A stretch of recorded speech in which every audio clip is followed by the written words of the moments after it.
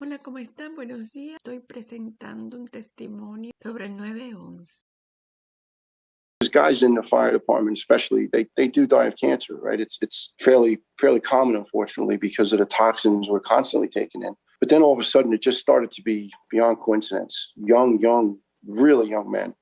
This one young gentleman, John McNamara, was one of the first. I think John was about 35, and he had advanced colon cancer, and he fought a really hard fight, and looked like he was doing okay. And then all of a sudden, he came back, and he just had a brand new baby, and he was gone. And that's when I realized, and I think John was sorry for forgetting exactly when, but I think it was in 2005. And then I started thinking, oh boy, this is starting to become a problem. So it was so sad because now guys were starting to really get sick. And then the games began, the denial. Yeah. This isn't from 9/11. This isn't possible. I want to turn our attention to what you say in the intro to your podcast series, that this is the danger of fading from our collective memory. And I was a sophomore in college when 9/11 happened. And, my dad brothers are from New York. The first time I've ever visited New York City was in 1996 and did the math on it and figured out that the day we flew in to New York was September 11th, 1996. And we stayed at what the time was the newly renovated Marriott Hotel at the World Trade Center. The next day went up to the top of the building. So I have this, very formative memory of the first time that I went to New York, which was this place that I just revered as a kid because I knew that's where my dad was from. Having that experience and seeing the towers and then just being so obviously, like so many of us were, who didn't have your experience, but were watching it through a television, just struck. And you know that everyone can give that answer. It's that single unifying moment where you know where you were when it happened. And as you point out in the intro to your podcast, that, now college freshmen weren't alive when this happened. And I'm going through these news stories where you see, that people students now say they have zero knowledge of 9/11. They didn't actually know about it. They don't understand what's going on. How could something so impactful seem to fade so quickly, only 20 years later, from our collective memory? Is it just something that we feel compelled to block out, or do you think there's something else going on? This is just my personal opinion, and I hope I don't get any hate mail out of it, but it's because it's such a controversial subject. Event. It was an attack. It was a fanatically engineered attack of hate upon what America is. It was an attack on freedom, on religious freedom, life choice freedom, on just the essence of what America is. My mom is an immigrant. She's from Ireland. She came here at 16 years old. And I love my Irish family. I have a lot of them. And they'll be upset for me to say this. I lived there for a year when I was a teenager. I love it. It's a beautiful place. It's beautiful people, but it's not America. And I could not wait to be back here. And I think what it is 9/11 was an attack on what we are about. It was to cut through our fabric and destroy it by fanatic fundamentalists. You can call them whoever they are, whatever group it was, and I think there's people that want to sort of sugarcoat that and dust it down and just make it less controversial. You can't find footage, Eric, of those folks who jumped from their deaths. When they showed that footage that first day of those poor folks in their desperate moment of rather than burn to death 80, 90, 100 floors up, they chose to leap. And some of them had umbrellas and garbage bags and their jacket or something that they tried to use as a semi-parachute to lessen their fall. And they plummeted to earth at 125 miles an hour. And the first firefighter killed, Daniel Sir, was actually struck by a human being who was jumping for their life. And Daniel, in his mission to run in to save those people, he was killed by one of those desperate victims. So it's so sad that they want to erase that. That's the horror. Sometimes history it's not touchy-feely. There's some bad things about history in all generations, right? Since we've been formed. I mean, the country was formed, unfortunately, on bloodshed. But if you don't show the images and you don't pass on the stories, what happens is the knowledge is not retained. I was just on a flight recently. I live in Tennessee now. I moved to the middle of nowhere, which I call it. I don't mean that insultingly. To heal my fractured soul. I like the country. It reminds me of Ireland. When I was a young boy, I'd go to my grandma's farm every summer, and I just when I flash back on my life file, it was the happiest moments of my life, right up alongside of getting married, having my beautiful children, and getting on, wearing into the United States Army, the New York City Police Department, and then the New York City Fire Department after that. Just the highlights of my life. But living in the country is just, it's so healing for the soul. Went on a flight recently back down here. This young lady sitting next to us, she was 12, and she saw this hat that I'm wearing. This is my proud former ladder company 114 Tally Ho. And she was a smart young lady, and she was flying home with her mom and dad, her family. And she said, "Sir, is that a fireman hat?" And I said, "Well, yes, ma'am, it is." And she said, "Are you a fireman?" I said, "Well, I was." She said, "Well, why not? How come no more?" And I said, "I'm sick. I got cancer and I had to retire." She said, well, why are you sick?" I said, "Well, I was at 9/11 and there was very toxic compounds that we breathed in." She said, "What was 9/11? Was that something with a plane and someone crashed into a building?" And I said, "Yeah." I said, there was some bad people that day who flew a bunch of planes into a few buildings, and another one was stopped from flying into a building by a bunch of brave people in Pennsylvania." And the sad thing is, Eric, she had no knowledge of it. She was a very, very intelligent young lady. And I faulted that on the education system. There's people amongst it that just want to pretend this never happened. Well, it happened. And we're not on any political mission with Project. We just want the stories told. There were some really great people that day. Responders, civilians, clergy, people who were cooks in the restaurant on the Windows in the World restaurant, 107 stories up. People from all backgrounds. I don't remember how many countries they said the victims of 9/11 were from, but it's a massive amount of countries. Because especially in New York City, I mean, New York City is just a cross-section of the world. And yet they don't want to tell that. They don't want to tell that whole melting pot died together. Yeah, I want you to tell us about Al Braca, because you talked to David Braca, who's his son, for one of the episodes. Tell us about his dad, Al. Yeah, this beautiful man, Al, they called the Rev. And Al had a very, very strong faith, and which was galvanized when his 4-year-old daughter was diagnosed with a fatal blood disease. And him and his wife sought religious counsel, I guess, and this priest, this reverend who prayed with them so hard and just continuous. And miraculously, this little girl was cured.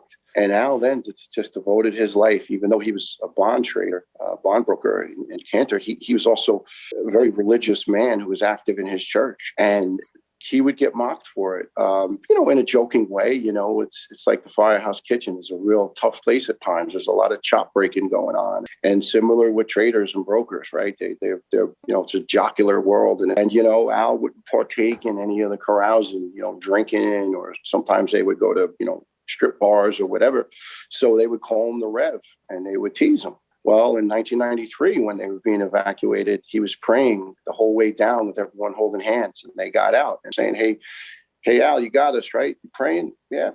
He's like, yeah, I got you. Well, unfortunately, in 9/11, they couldn't evacuate. So what he did is he gathered his office personnel, his people, colleagues, dozens of them, and they gathered around, and he basically got up on the desk and he was praying, leading a prayer, just saying, we're going to go see God now. We don't have a chance, but we have a chance to go see him in heaven. So let's get there.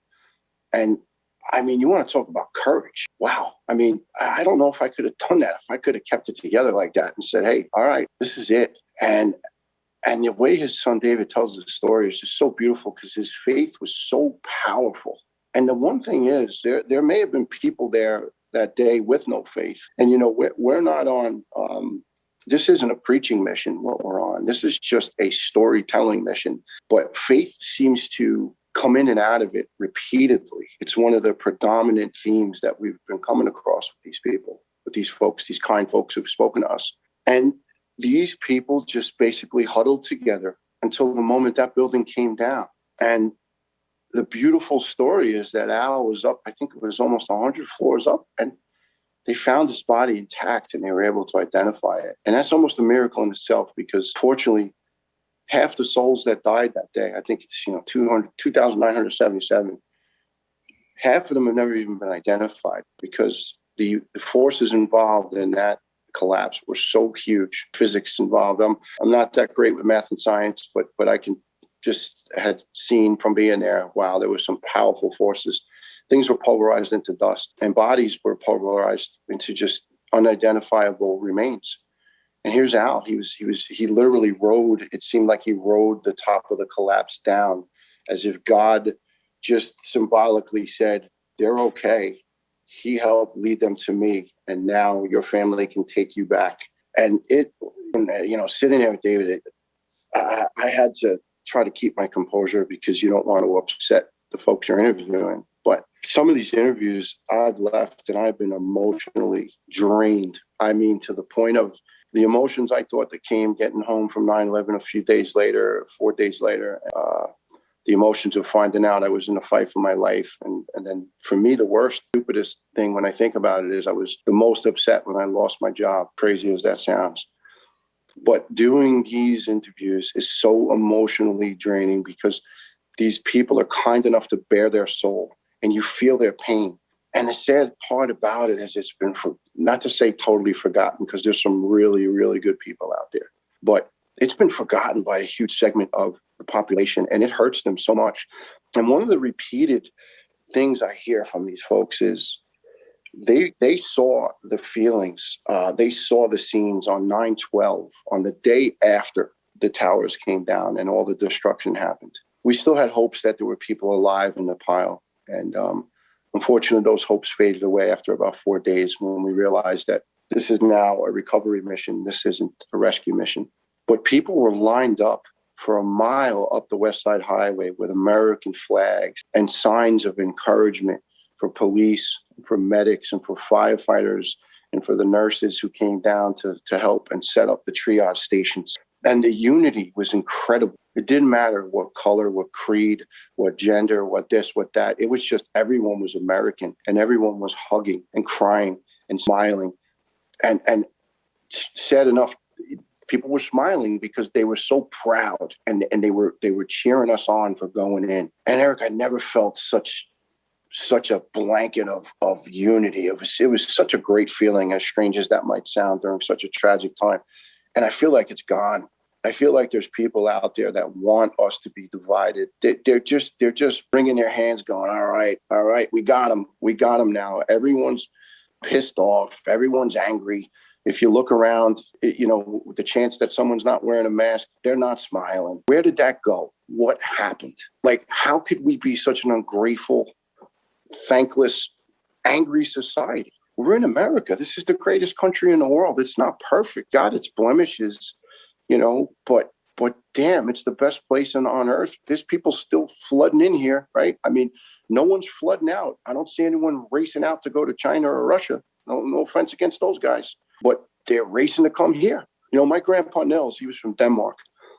He was a complicated soul. He left home at 12 years old to be an apprentice baker. And I think it tormented him for the rest of his life because he wasn't treated well by people who were in his family. And then he joined the Danish Navy, 17, and he was here in his early 20s, and one of those American success stories, $25 in his pocket, sponsor family from his hometown in Denmark that were here. He landed in Bay Ridge, Brooklyn, and he hit the ground running. He mastered the language. He sat on the front steps of the apartment building and he listened to every word being spoken. And he had the sponsor family interpret it for him. And he mastered English within 6 months. And I remember with his Danish accent, walking through Bay Ridge, Brooklyn, holding his hand. And he didn't believe in checks. He believed in paying everybody in cash. He didn't trust the banks. And he wasn't a very trusting guy. And we'd walk around and pay the electric bill and pay the phone bill and pay the gas bill and pay the plumber and pay this guy and that guy. And my grandfather ended up owning a small apartment building. He worked his tail off. He worked really hard. And he would tear up when we saw the American flag, or if he heard, the Star Spangled Banner, or if it was Memorial Day, or, one of the parades, 4th of July, we'd go down by the waterfront to watch the fireworks. And he'd have tears streaming down his cheeks. And he had these big old cheeks. And I said, Gramps, how come you're sad? Why are you crying? He says, I'm not sad, Nils. I'm not sad. I'm filled with joy. I'm in America and I love this country. And, his hometown was overrun by the Nazis during World War II. And they took over Denmark and that whole area of Northern Europe. And he was devastated. He was just so devastated. But he was so thankful that American troops, he was too old. He went down to try to fight and they wouldn't take him. And he was so thankful that American troops fought back the Nazis, basically prevented the world from being taken over. And now you just get these watered down versions of history. Things are just manipulated and taken out of it. It's kind of like they just want to, cherry pick what can go out and what can't.